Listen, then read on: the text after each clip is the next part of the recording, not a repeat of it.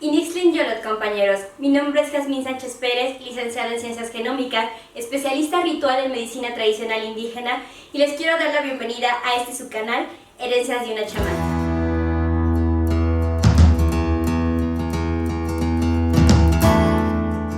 Y bueno, les doy la bienvenida a este nuevo video de la sección Tlahtoli desde la perspectiva de una chamán.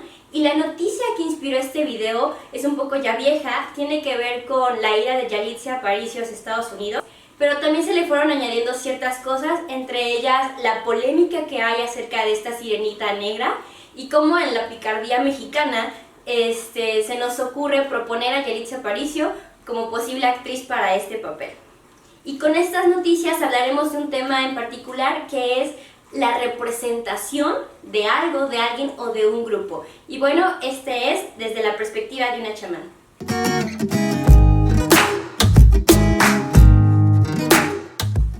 Este tema se me hizo muy interesante, dado este salto a la fama que hace esta chica oaxaqueña, Yalitza Aparicio, en esta película de Roma, excelente película dirigida por Alfonso Cuarón. Y más allá que la película en sí misma, desde una perspectiva artística y desde la perspectiva del talento de Alfonso Cuarón, sea una película excelente, creo que la película tocó puntos muy sensibles para ciertos sectores de la sociedad mexicana. Y de ahí cómo el personaje que Yalitza representa en esta película va a ser muy importante y cómo la lleva a este gran éxito. Creo que esta inmersión que nos da el director acerca de su vida, sobre todo acerca de lo que la sociedad mexicana vivía en esta época, ¿no? En 1970, fue muy importante, ya que vemos una dinámica familiar que a lo largo de muchas familias en México se ha repetido o que muchos de nosotros vivimos, y es justamente la integración de una empleada doméstica a la dinámica familiar.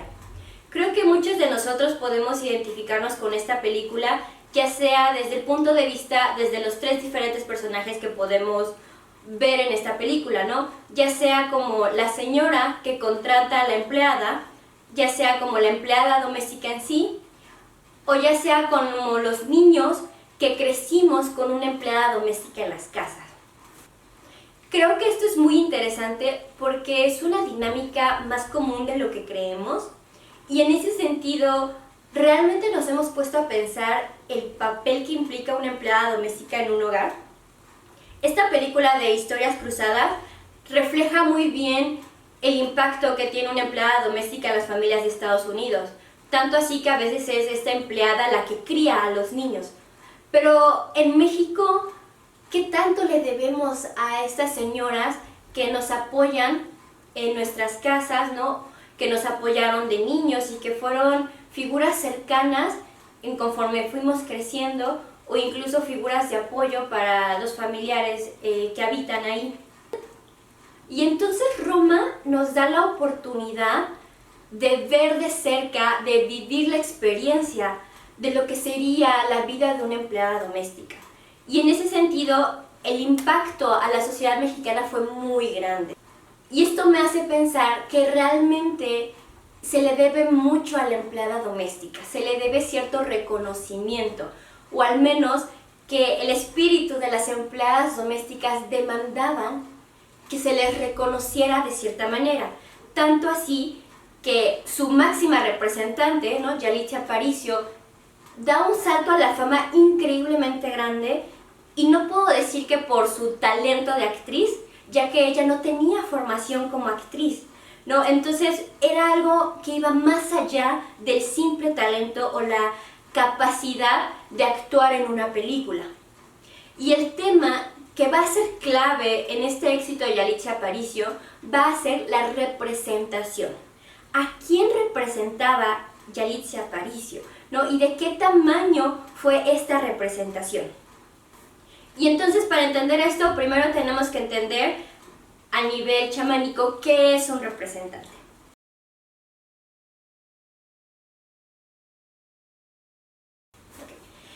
El máximo ejemplo de representante va a ser aquella persona que puede representar a todo un pueblo. Ha tenido diferentes nombres a lo largo de la historia. Los que más me gustan a mí, en los que nos vamos a enfocar, va a ser Tlatoani en la cultura mexica, el Xalac-Uinig en la cultura maya, o también se les puede llamar reyes o emperadores. Y estas personas van a tener un carácter religioso espiritual que los ha llevado a este puesto, ¿no?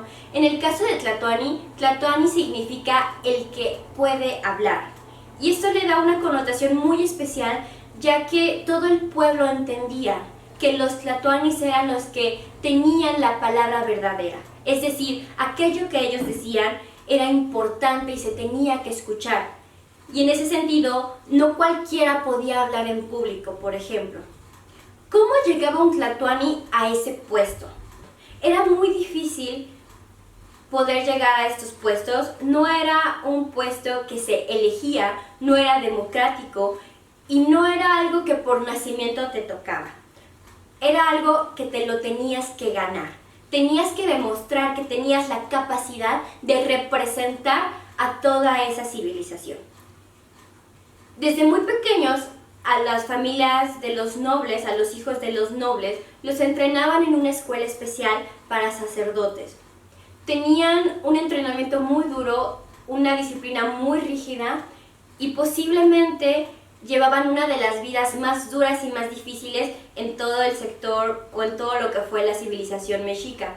De las cosas que ellos tenían que aprender en cuestiones de disciplina, por ejemplo, era levantarse muy temprano a limpiar los templos, ya que no cualquiera podía entrar al templo y en ese sentido a ellos les tocaba mantener en orden y mantener pulcros todos los templos que tenían. Tenían que entrenar sus cuerpos para las dificultades y en ese sentido comían una vez al día. Tenían que entrenar su cuerpo para las dificultades y en ese sentido comían muy poco, comían una vez al día, se bañaban con agua fría sin importar la época del año y se hacían ciertas prácticas de penitencia como pincharse las orejas o pincharse la lengua. Y los entrenaban también como sacerdotes, los entrenaban en las artes, los entrenaban en la guerra, en la poesía, en las escrituras, en toda esta dinámica de contactar y hacer negociaciones con los dioses. Y entonces toda su vida se enfocaba en aprender todos los aspectos de la civilización.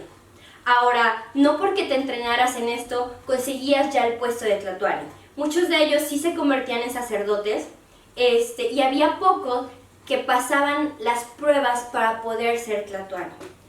No se sabe mucho acerca de las pruebas que pueden haber pasado. Se sabe que sí hay un ritual muy específico para la coronación de tlatoani y en ese sentido podemos decir que nuestro último emperador mexica fue Cuauhtémoc.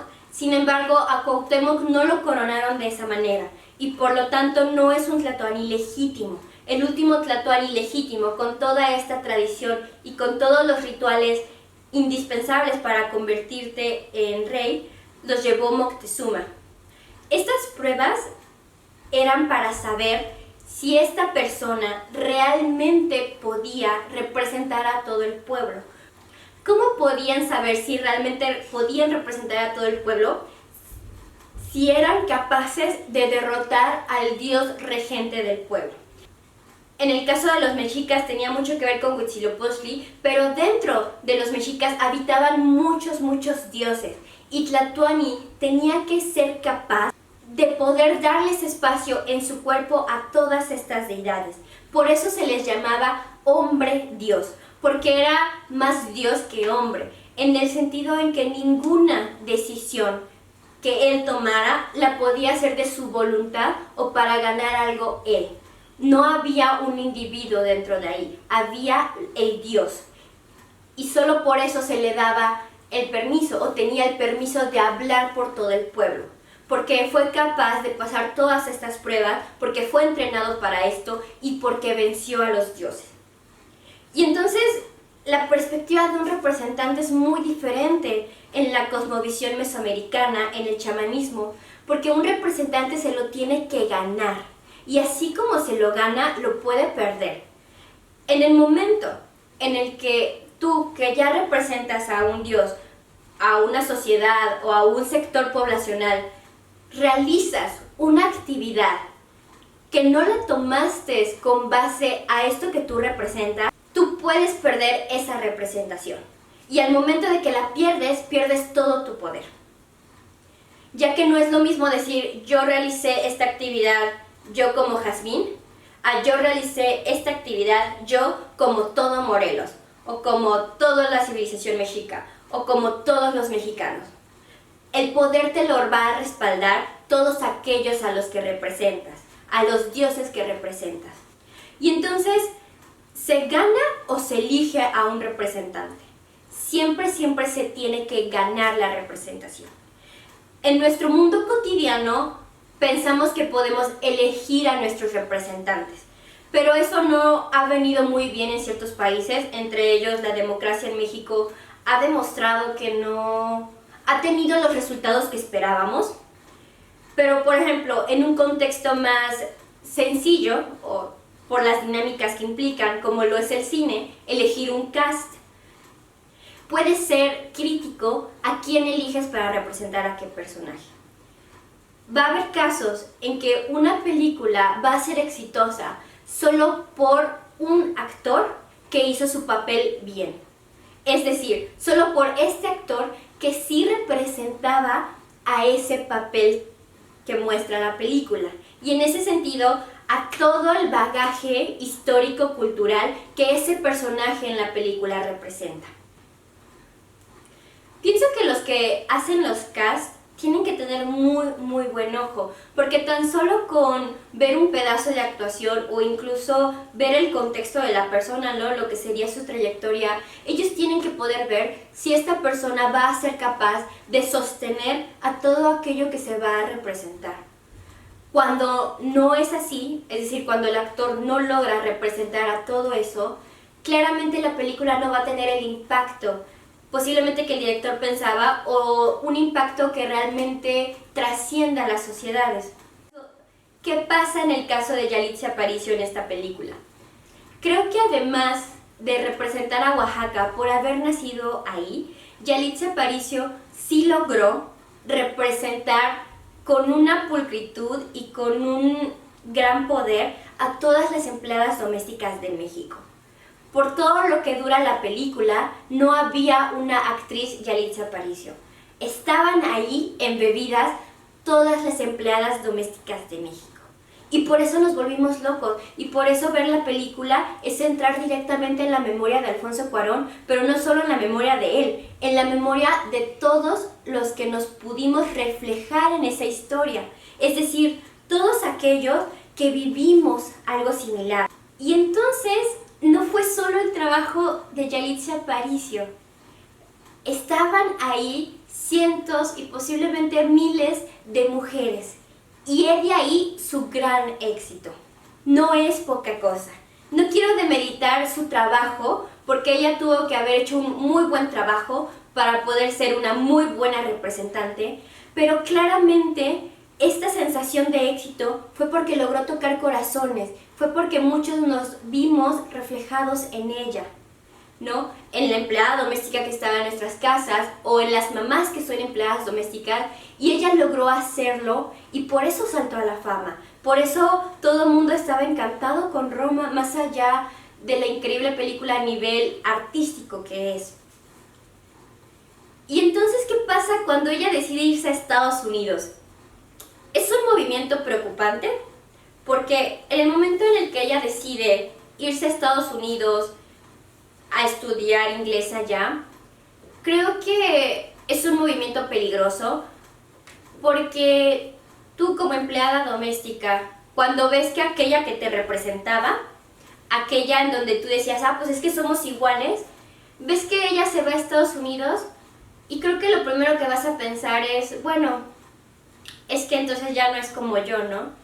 Y no es porque yo quiera o diga, es que ella se merece menos, para nada. Desde el punto de vista chamánico, los representantes van a estar muy atados a aquellos que representan. Cualquier decisión que la hagan a nivel individual puede ser peligrosa, porque los puede alejar de aquello que les da su poder. Y entonces yo no sé qué tanto este movimiento de irse a Estados Unidos pueda afectar todo el poder que ella había acumulado representando a las empleadas domésticas.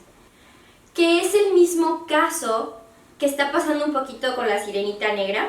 Es decir, Todos nosotros tenemos una imagen de la sirenita de nuestra infancia y no es que no pueda esta actriz, por su color de piel, ser Ariel, ¿no? Representar a la sirenita.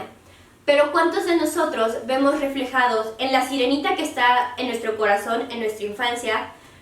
¿Cuántos vemos reflejados a esta actriz, en este personaje, ¿no?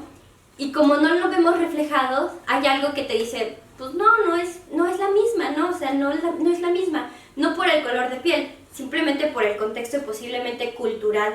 No es la misma. Y dices, bueno, pues es que a ver qué tan buena va a estar la película, ¿no? Hay una posible desacreditación de qué tan buena puede estar si ella no refleja al Ariel de nuestra infancia. Puede ser que la película sea muy buena, puede ser que esta chica lo logre, pero eso ya habríamos que verlo. Y entonces cuando el mexicano propone a Yalitza Aparicio como la sirenita, yo digo así como de, ¿qué está pasando? ¿No? Porque realmente Yalitza Aparicio puede representar algo que está muy lejos de su contexto, ¿no? Porque estamos hablando, la sirenita en un contexto europeo, en un contexto cerca del mar, en un contexto de otra época. Habría que ver el resultado, ¿no? Después de que la película salga, ¿cuál es la sensación entre las personas?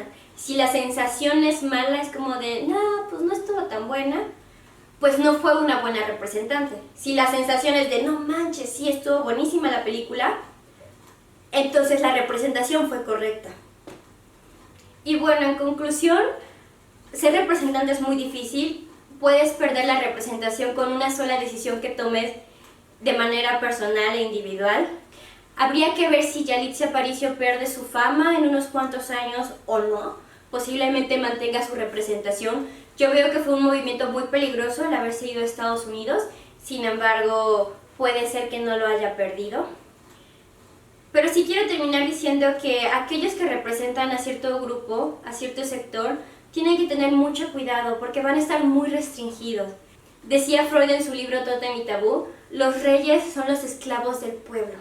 El rey no puede tomar ni una sola decisión sin pensar en el pueblo, porque pierde la credibilidad, pierde su acreditación como rey. Y entonces me imagino a la reina Isabel siendo tan estricta, cumpliendo tantos protocolos, porque solo así puede mantener el éxito de su país. Y bueno, les recuerdo, síganme en redes sociales, yo estaré subiendo videos cada semana. Para mí es un placer tenerlos aquí en este canal y si tienen alguna pregunta, algún comentario, por favor déjenmelo en la caja de comentarios. Yo los estaré viendo en el siguiente video.